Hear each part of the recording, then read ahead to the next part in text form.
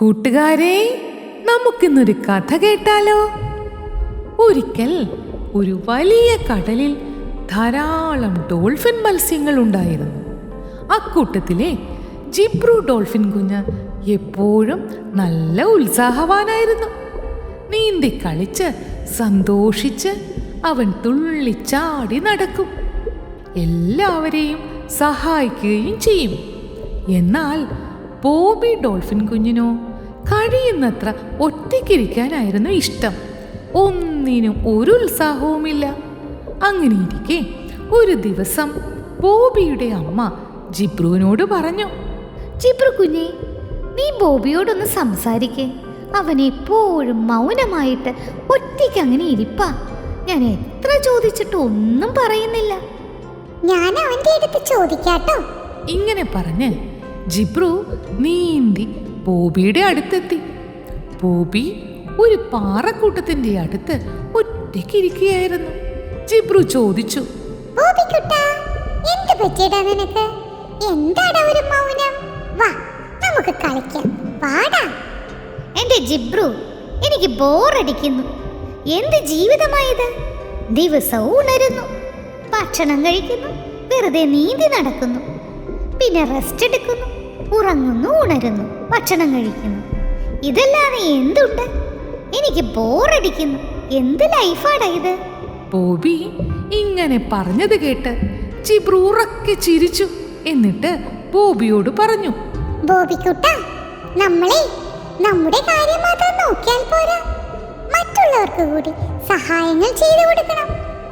അപ്പോഴാണ് നമുക്ക് സന്തോഷം കിട്ടുക. വാ, എന്റെ കൂടെ വാ. അങ്ങനെ ജിബ്രു ബോബിയും വെള്ളത്തിലൂടെ ചാടി കളിച്ച് നടക്കുമ്പോൾ ദൂരെ നിന്ന് ഒരു മീൻപിടുത്ത ബോട്ട് വരുന്നത് കണ്ടു. നല്ല ചുവന്ന നിറത്തിലുള്ള ആ ബോട്ട് കണ്ട് രണ്ടുപേരും നോക്കി നിന്നു.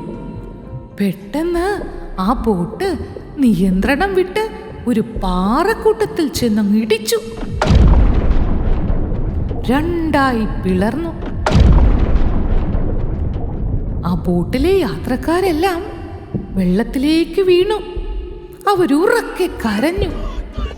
ഇത് കണ്ട് ബോബിയും ജിബ്രുവും ഓടിച്ചെന്നു. ബോബി, വാടാ, ഓടി വാടാ, നമുക്ക് അവരെ രക്ഷിക്കാം. അമ്മേ, ഓടി വാ, ദാ ഒരു ബോട്ട് മറിയുന്നേ.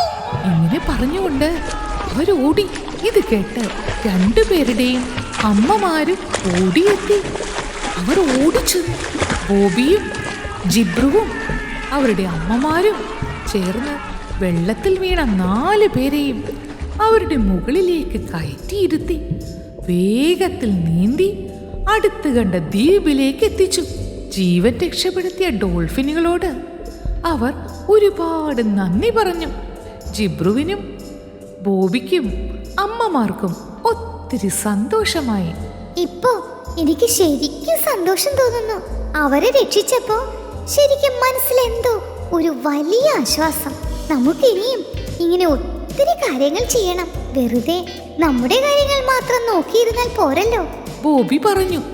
അങ്ങനെ പിന്നീട് ജിബ്രുവും ബോബിയും ഒത്തിരി നന്മകൾ ചെയ്ത് സന്തോഷത്തോടെ ജീവിച്ചു. കൂട്ടുകാരെ, മറ്റുള്ളവർക്ക് നന്മ ചെയ്യാൻ കിട്ടുന്ന ഒരവസരവും പാഴാക്കരുത് കേട്ടോ. എല്ലാവരെയും സഹായിക്കുന്ന നല്ല കുട്ടികളായി മാറണം കേട്ടോ. Hello friends, if you like our videos, please subscribe to our channel.